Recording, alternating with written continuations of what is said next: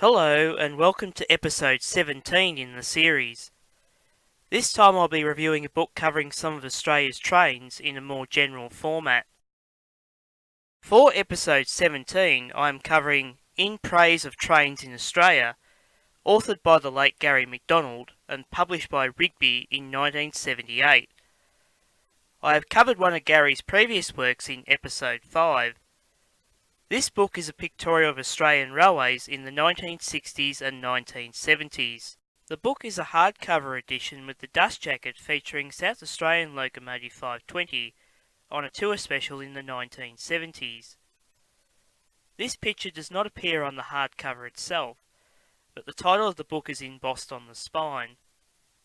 Inside, the book features chapters on the beginning of railways in Australia, the great days of steam, diesel and electric locomotives, as well as other topics of interest.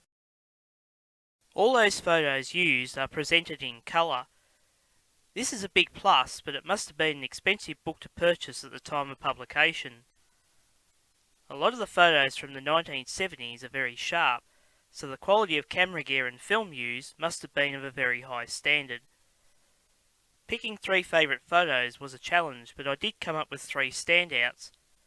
Tasmanian Locomotive M3 skirting the coast with a special to Wynyard in 1973, Victorian Steam Locomotive A2986 at the seaside terminus of Altona in 1963, and finally Victorian Steam Locomotive R761 waiting at Bendigo after darkness had fallen, with a special returning to Melbourne in October 1972.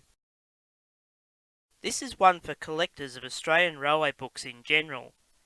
Copies are only available second-hand these days, so it pays to have a dig around your local second-hand bookstore. Other sources include model railway shops that stock second-hand books. As always, contact me if you require more information. Well, that wraps up episode 17 in this series.